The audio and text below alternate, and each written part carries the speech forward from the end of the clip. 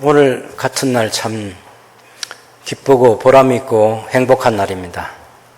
학습교인을 세우고 또 입교인을 세우고 세례교인을 세우는 일을 하나님께서 새순교회에 허락해 주신 거죠.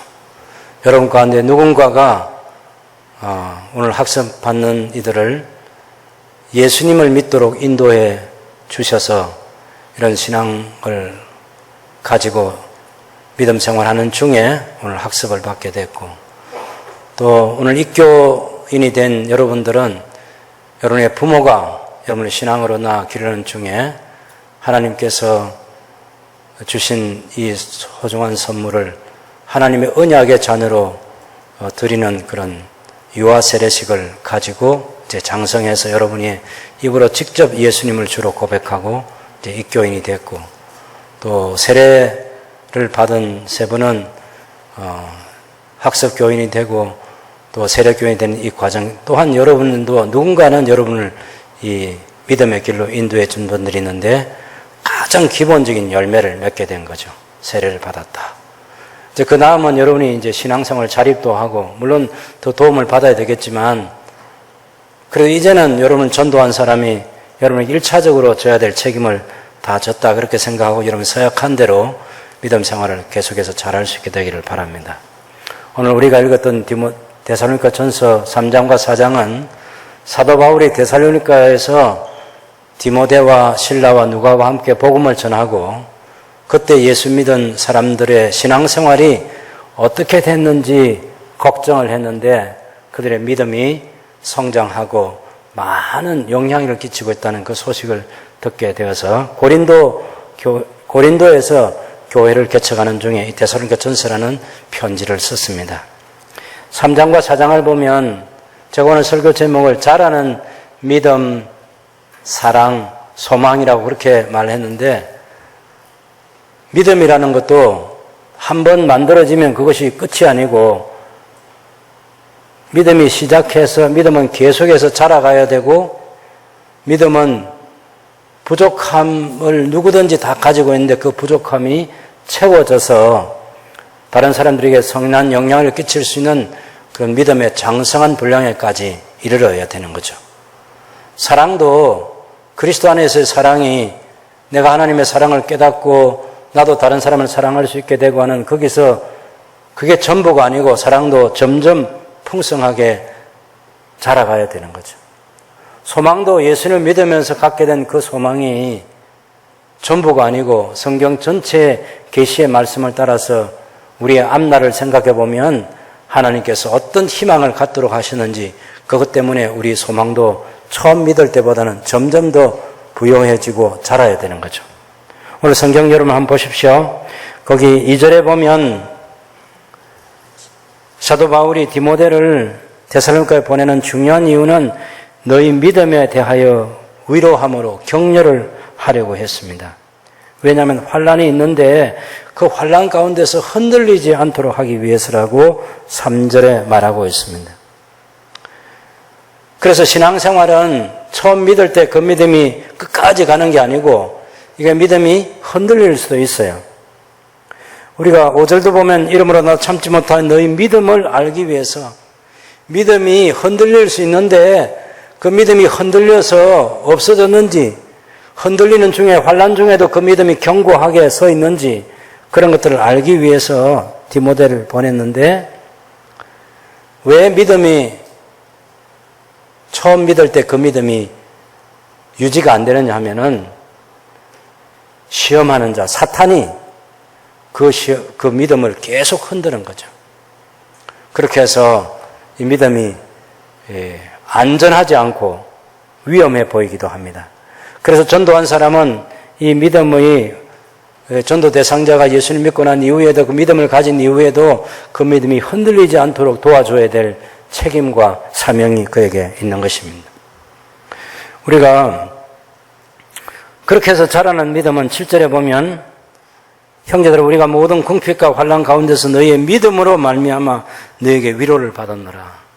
흔들리는 믿음이 아니고 견고한 믿음, 그것 가지고 위로를 다른 사람에게 줄 수 있는 거죠. 10절에도 보면 사도 바울이 기도하는데 주야로 심히 간구해서 특별한 기도를 하는데 데살로니가 교회 성도들의 얼굴을 보기를 원했어요. 그것은 그 성도들이 가지고 있는 믿음의 부족함을 채워주기 위해서 만나서 양육하고 격려하고 그렇게 해서 그 믿음의 부요함을 갖도록 하기 위해서 그렇게 했다고. 그래서 믿음은 잘할 수도 있고 믿음은 흔들릴 수도 있는 거예요.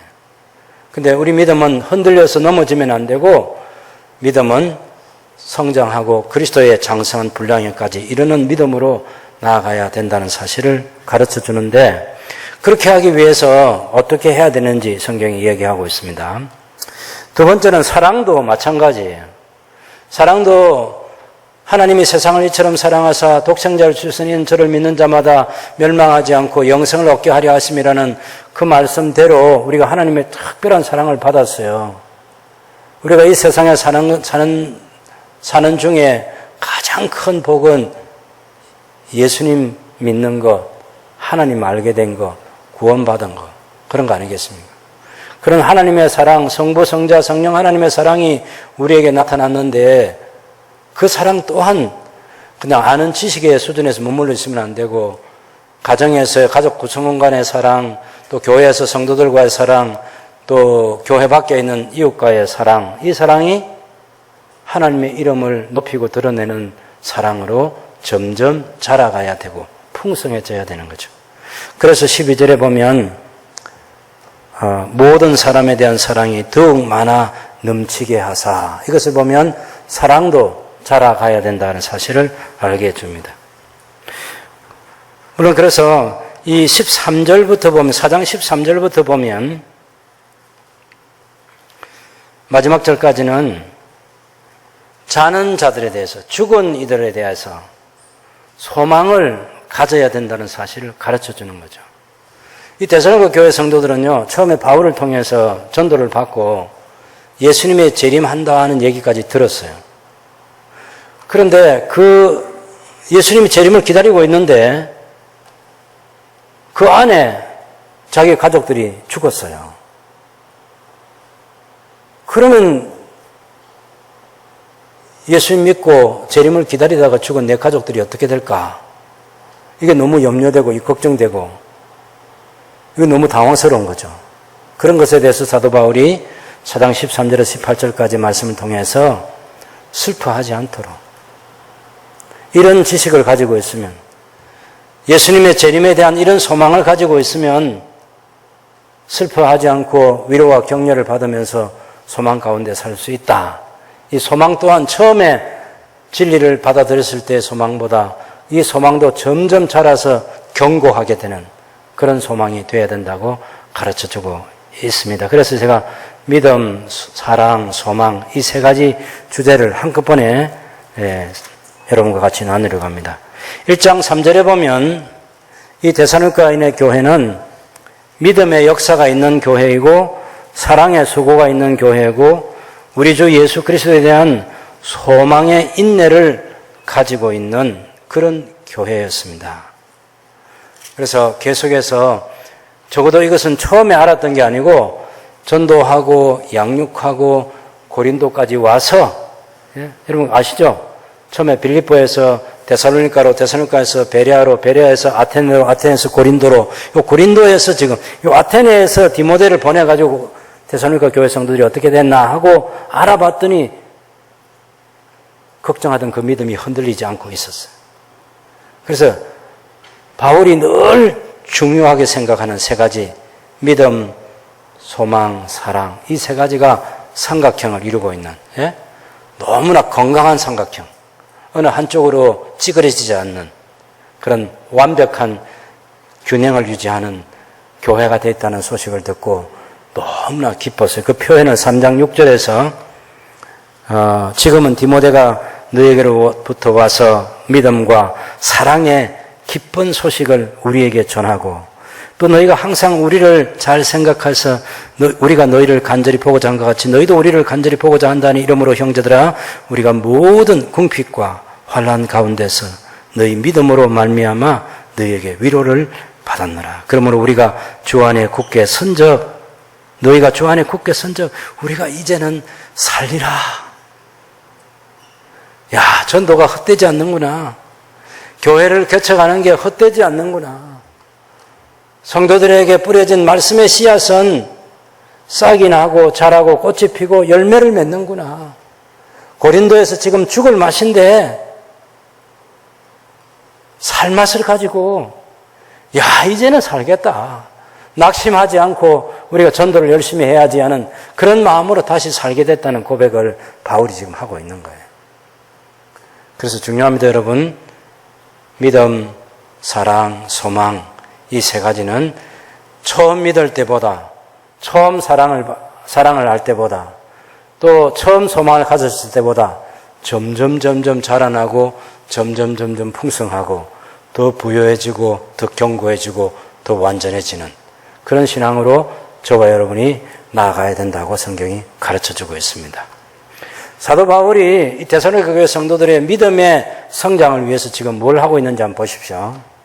일단은 새 안식일 3번에 걸쳐서 설교를 했죠.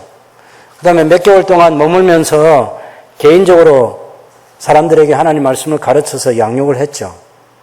그리고 지금 돌아와서 지금 아테네까지 와가지고 걱정이 돼가지고 바울이 지금 디모데를 보냈어요. 여러분, 아테네는요, 우상이 가득한 곳이었어요. 그래서 사도행전 17장에 보면 바울이 그 아테네에 우상이 가득한 것을 보고 격분했다고 이렇게 말합니다.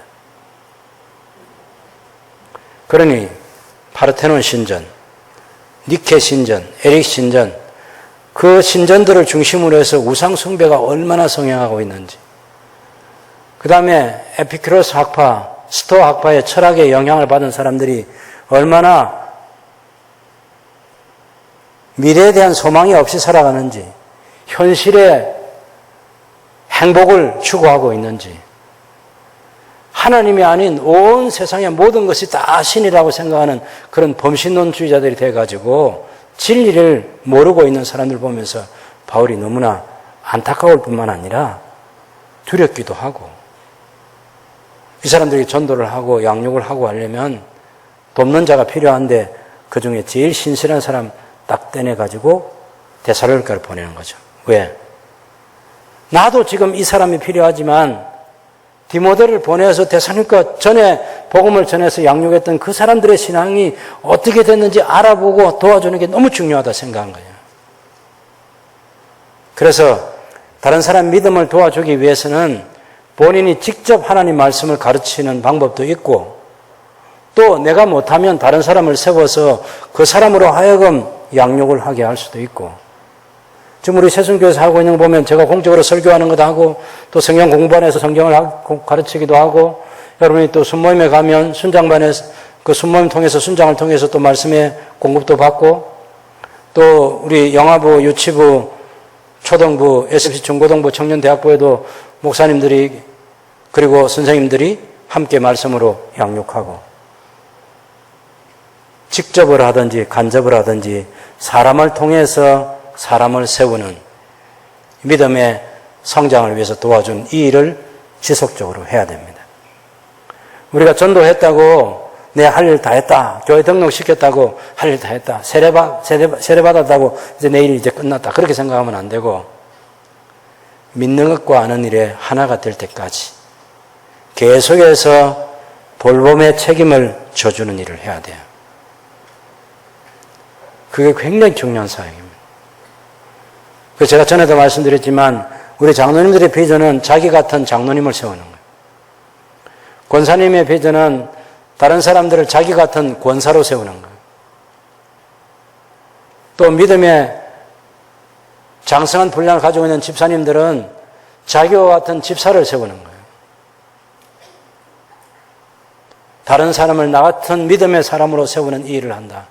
당연히 저도 목회자들에게 관심이 있죠.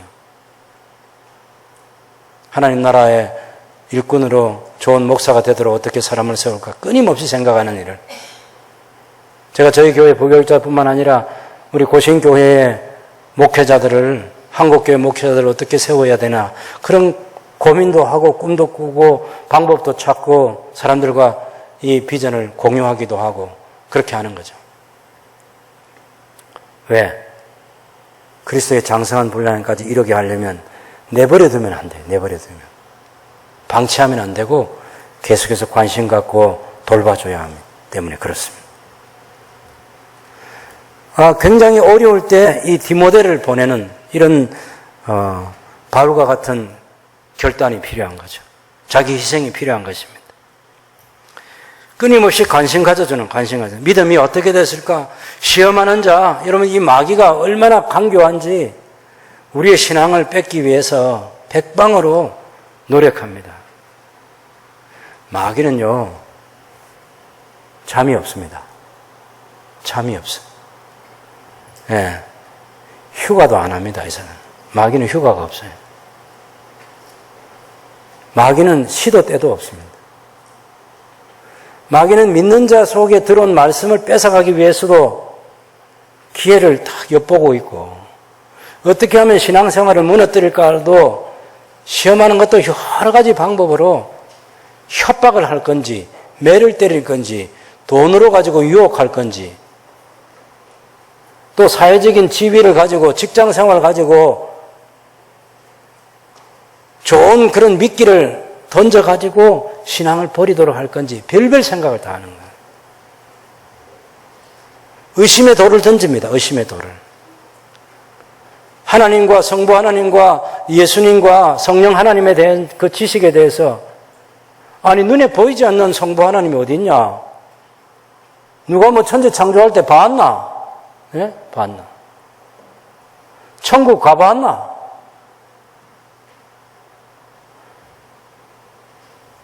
의심의 돌을 던져, 의심의 돌을. 하나님의 존재에 대한 의심. 성경이 진리라는 하나님 말씀이라는 데 대한 의심. 그리고 내가 예수 믿고 하나님의 자녀가 되고 천국 간다는 이 확신에 대한 의심. 그래서 우리가 그런 의심의 돌을 사탄이 던져가지고 탁 돌에 맞으면 상처가 나가지고 막 흔들리게 되는 거예요. 그래서 잘못하면 천국 갈 확신이 90% 있는 사람이 있고 천국에 못 갈 확신이 10% 있는 사람이 있고 어떤 사람은 천국 갈 확신이 60%는 있고 40%는 천국 갈 확신이 없는 사람이 있고 어떤 때는 교회 오면 그냥 예배하는 중에 그래 내가 뭐 천국 가겠다 이런 확신이 들기도 하는데 어떤 사람은 내가 그래 살아가지고 천국 가겠나 이런 의심이 생기게 돼요. 이게 다 누가 장난질 하느냐? 사탄이 하는 거예요. 시험하는 자.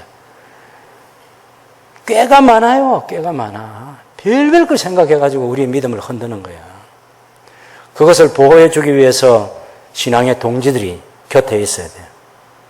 신앙의 동지들이.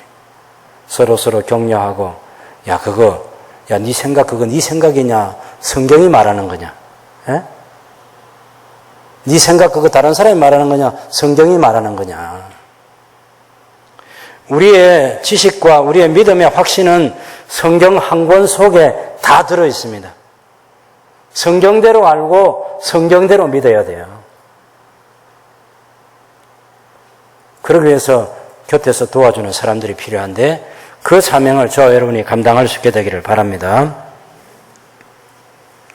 그리고 두 번째는 이 믿음의 성장을 위해서 믿음이 자라도록 하기 위해서는 해주는 일이 필요합니다. 10절을 보시면 주야로 심히 간구하면 이 데살로니가 교회 성도들의 소식을 들었어요.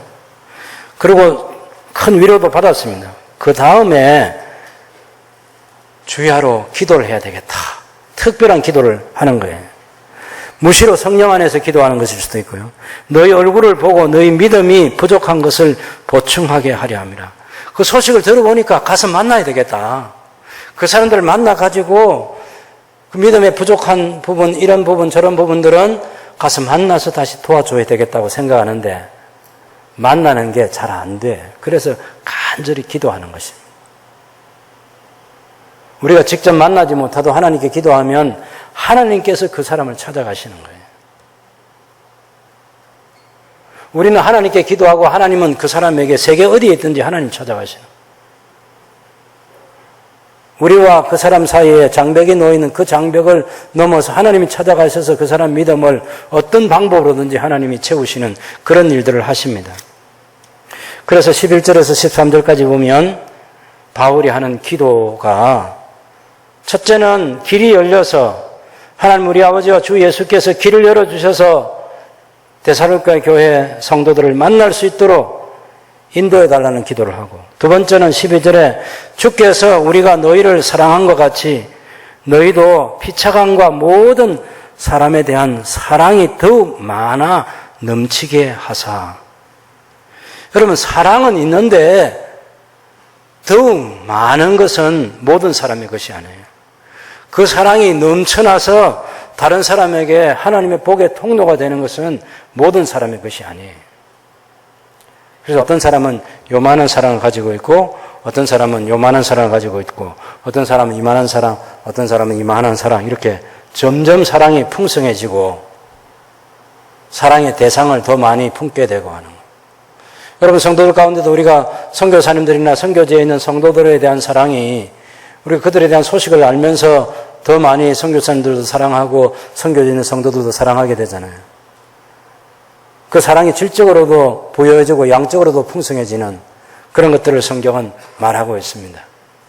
그래서 우리 주 예수 그리스도의 사랑이 우리 가운데서 싹이 나고 자라도록 기도하는 사도 바울을 볼 수 있습니다. 기도. 뭘 기도해야 되냐? 믿음을 위해서 기도하고 사랑의 풍성을 위해서 기도해야 되고. 그래서 빌립보서 1장 9절 말씀도 보면 하나님께서 내게 주신 그 사랑이 지식과 모든 총명으로 점점 더 풍성하게 되기를, 이렇게 기도했어요. 우리가 다른 많은 것도 기도해야 되지만 사랑이 풍성해지는 것. 어찌 보면 저하고 여러분이 단순한 기도를 할 수 있어요. 이를테면 우리가 먹고 사는 의식주 문제 가지고 당연히 기도해야죠. 그 다음에 우리 건강을 위해서, 우리 자녀들이 취업과 결혼을 위해서, 그리고 여기 앉은 우리 많은 아이들이 늘 걱정하는 게 성적이잖아요. 시험 치는 거, 그걸 위해서, 그것도 또한 기도할 일이에요. 나도 어제도 얘기했지만 초등학교 6학년 때 중학교 들어가기 위해서 1년 동안은 늘 아침에 이 수건 하나 목에 걸고 타올 목에 걸고 세수대에 다니면서 기도했어요. 하나님에 대한 게 주일학교를 왔다 갔다 했어요. 왔다 갔다. 예? 무슨 행사가 있잖아요. 성경학교 때 가고 성탄절 때 가고 뭐 할 때 가고 막 그래 가서 또 사탕도 받아 먹고 그렇게 다니고 그랬는데, 그러니까 하나님에 대해서 영 모르는 건 아니에요. 근데 완전히 알지는 못해. 그래서 내가 기도하면서 하나님, 제가 이 중학교에 들어가야 되는데 어쨌든 좋은 성적으로 들어가게 해주시면 제가 하나님을 평생 믿고 살겠습니다. 저는 하나님을 솔직히 잘 모릅니다. 그런 기도를 솔직하게 했어요. 그래서 지금 이제 제가 하나님 믿고 사는데 지금은 잘 모르는 게 아니고 제법 많이 알아요. 예. 제 믿음이 자란 거죠. 기도가 중요한 거예요. 기도가 중요한 거. 성부, 성자, 성령 하나님을 알아가는 이 지식의 부요함을 위해서 기도하고, 그렇게 해서 예수님께 하나님께로부터 받은 그 사랑을 나누어주는 사랑의 풍성을 위해서도 기도하고, 이게 중요한 거죠. 성경에는 하나님께서 우리를 얼마나 사랑하셨냐 하는 것도 알게 해주지만 그 사랑을 아가페 사랑이라고 하고 헌신적인 사랑이라 말하잖아요. 근데 똑같은 사랑을 성도 서로 간에 하라고 그렇게 얘기를 했어요. 우리 성도들끼리도 그런 사랑을 하라고. 그래서 요한 1서에 보면 요한복음 3장 16절에는 하나님이 세상을 이처럼 사랑하사 이렇게 되어 있지만 요한 1서 3장 16절에는 우리가 하나님께서 우리를 이렇게 사랑하셨으니 우리가 형제를 위해서 죽기에 이르러도 마땅한 사랑을 해야 된다. 이렇게 얘기해요.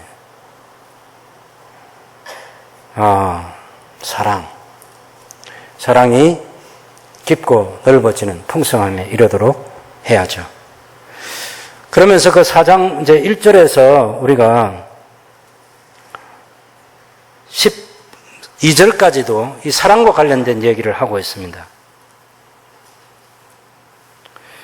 기도하는 가운데 여러분 11절과 12절, 13절, 11절은 데살로니가 교회 성도들을 만나도록 하기 위해서 기도했고요. 12절은 데살로니가 교회 성도들의 사랑이 더욱 많아 넘치도록 하기 위해서 기도했고, 세 번째는 13절에 너희 마음을 굳건하게 하시고 우리 주 예수께서 모든 성도와 함께 강림하실 때에 하나님 우리 아버지 앞에서 거룩함에 흠이 없게 하시기를 기도했어요.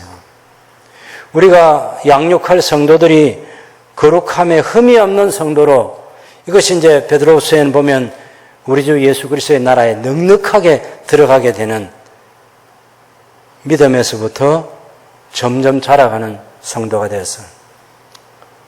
믿음의 덕의 지식을, 지식의 인내의 사랑을, 형제 우애의 사랑을 힘써 공급하는 그런 부요한 믿음 생활을 통해서 우리가 죄에서 구원을 받고 죄에서 승리하고 예수 그리스도의 나라에 넉넉하게 들어가는 그런 복을 누리도록 성경이 교훈하고 있습니다. 그래서 예수님에 대한 재림, 이 소망 가운데 살면서 지금은 우리가 예수님이 오신 것과 예수님이 성천하셔서 이제 재림하시고 그 중간에 살고 있잖아요. 재림만 남아있어요, 이제 우리에게. 그 중간에 사는데 우리가 그 중간기에 살면서 믿음, 사랑, 소망 이 세 가지가 점점 더 견고해지고 풍성해지는 거룩한 하나님의 사람으로 살아야 되는데 이렇게 사는 것이 하나님을 기쁘시게 하는 것이라고 4장 1절에 말하고 있습니다. 다 같이 한번 읽어보겠습니다. 그러므로 형제들아 우리가 끝으로 주 예수 안에서 너희에게 구하고 권면하노니 너희가 마땅히 어떻게 행하며 하나님을 기쁘시게 할 수 있는지를 우리에게 배웠으니 곧 너희가 행하는 바라 더욱 많이 힘쓰라. 하나님을 기쁘시게 하기 위해서 거룩하게 살아야 된다. 그러면 그 사랑 가운데 특별히 가족 간의, 부부 간의 사랑에 대한 얘기를 합니다. 우리가 3절에 보면 하나님의 뜻은 이것이니 너희의 거룩함이라 곧 음란을 버리고 각각 거룩함과 존귀함으로 자기의 아내 대할 줄을 알고 하나님 모르는 이방인같이 세욕을 따르지 말아라 하고 그렇게 말하고 있는 거죠. 구별된 부부 관계의 삶을 살아라. 그리고 부부간에 존귀함으로 서로 대하라고 그렇게 말합니다. 물론 여기 존귀함으로, 거룩함과 존귀함으로 자기의 아내 대할 줄을 알고 이렇게 말할 때 아내는 바꿔서 말하면 거룩함과 존귀함으로 자기의 남편을 대할 줄을 알고 그렇게 그 내용이 포함되어 있는 거룩함과 존귀함입니다. 여러분이 다 거룩하게 살기 위해서 노력하지만 존귀함으로 남편과 아내를 대하는 것은 쉽지 않은 일입니다. 요즘에 그래서 법으로 만들어가지고 가족끼리도 강제 성폭력을 하면 안 되도록 법으로 만들어서 규제하는 그런 일까지 지금 하고 있는 거죠. 그래서 이것이 가족 안의 사랑입니다. 사랑. 그 다음에 이 일의 분수를 넘어서 다른 형제 자매를 해하지 말라고 말하고 있습니다. 이것이 하나님의 우리를 부르신 것은 부정하게 하려 하시면 거룩하게 하심인데 그런 거룩한 삶을 우리 모두가 살아야 된다고 말하는 거죠. 만약 이런 하나님의 뜻을 저버리는 것은 하나님을 저버리는 일이라고 그렇게 말하고 있습니다. 그 4장 1절에서 8절까지는 그리스도 안에서 부부가 된 사람들, 그리스도 안에서의 형제 자매들과의 관계 속에서 거룩함과 존귀함이라고 하는 것을 가지고 대할 수 있는 그런 사랑을 하라고 말합니다. 9절 10절에는 그리스도 안에서 형제 사랑을 할 때 특별히 이제 이 데살로니가 교회 성도들은 사랑을 하고 있었어요.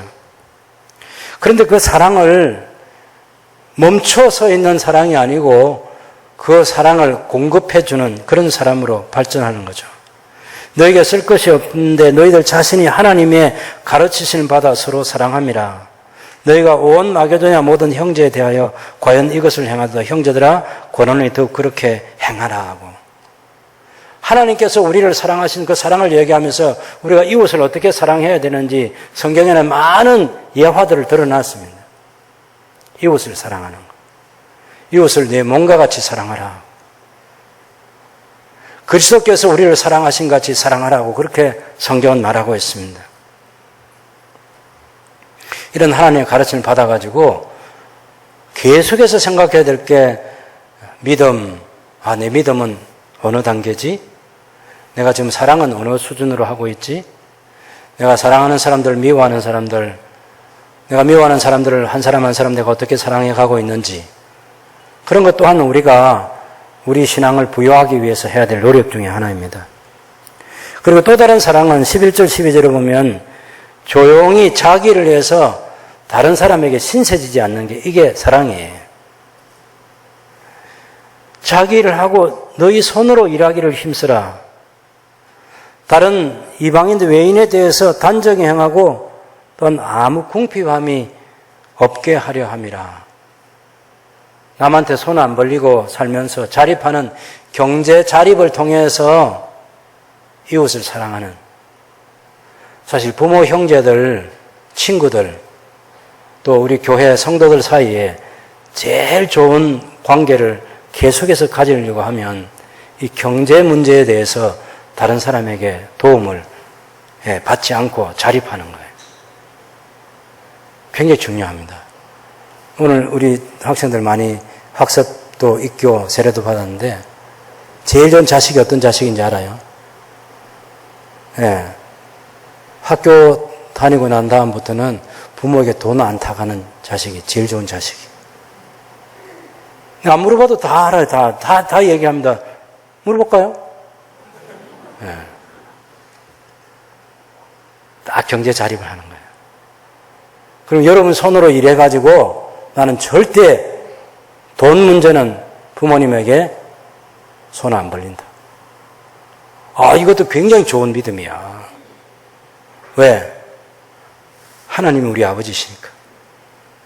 우리 하나님 아버지에게는 손 벌려도 괜찮아. 기도하고 막 도와달라 하고 막. 취업도 결혼도 뭐 사업도 이런 걸 하나님께는 손 벌리지만 부모 형제에게 손 안 벌린다. 형제 사이도 마찬가지. 형제 사이에도 꼭 한 사람이 막 손 벌려가지고 어려워진 사람들이 더러 많아. 우리 집에도 그런 일이 있었어요. 우리 형제들도. 이 사이 안 좋습니다. 경제 자립을 해야 돼. 특별히 뭐 부자가 되고 남 많이 도와주고 뭐 형제들이 갖다 주고 그런 거 없어도 괜찮아. 다 자기 손으로 일해서 하루 밥 3끼 먹고 살면 옷도 안 벗고 안 굶고 자기 집에서 살면 집이 크든지 작든지 그건 상관없어요. 그냥 그렇게 살면 가족들, 형제들 가운데 제일 좋은 형제가 되는 거예요. 부모도 마찬가지고 부모 형제, 부모 자식 간에도 마찬가지. 하나님께서 우리에게 주신 원리는 간단합니다. 사람이 열심히 자기 손으로 일할 수 있을 때 일하는 거예요. 놀지 말고 게으르지 말고 부지런히 살면 돼. 부지런히 살면. 부지런히 공부하고 부지런히 사업하고 부지런히 직장 생활하고 일을 주님 섬기듯 하는, 공부하는 걸 주님 섬기듯 예배하듯 그렇게 공부도 하고 다 자기 손으로 열심히 일해서 살아가는 사람, 그 사람이 이웃을 사랑하는 매우 중요한 진리를 성경이 우리에게 얘기하고 있습니다.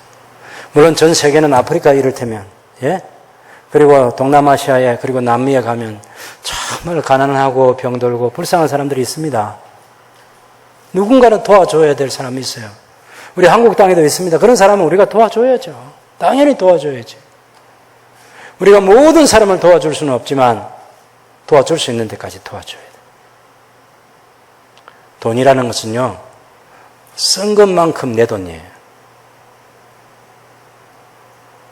사랑을 베푸는데, 구제하는데 쓴 것만큼 내 돈이에요. 그래서 내가 내 통장에 얼마나 많이 들었나 이게 중요한 게 아니고, 물론 그것도 중요하죠. 저는 없으니까 뭐 중요하지 않다 그렇게 자신 있게 얘기하지만 그것도 중요한데 쓴 게 얼마냐 이게 정말 중요한 거예요. 앞으로 쓸 게 얼마냐.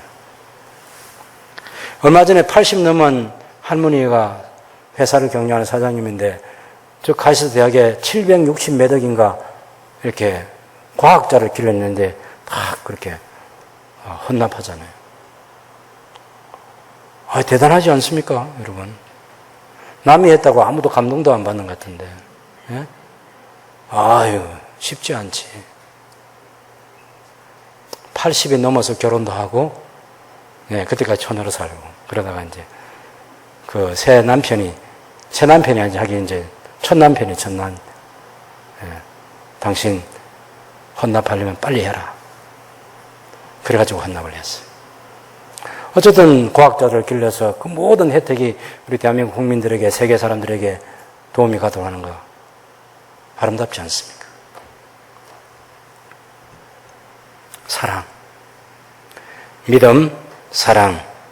그 다음에 세 번째가 이제 소망이 자라는 거, 소망.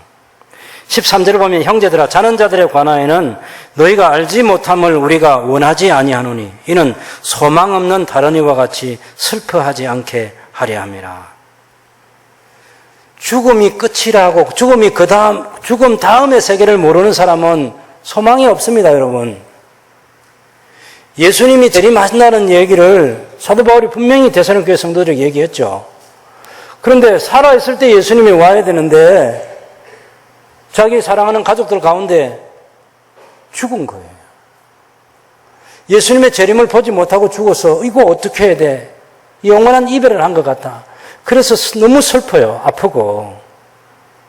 근데 사도 바울은 죽은 게 아니고 자는 거야.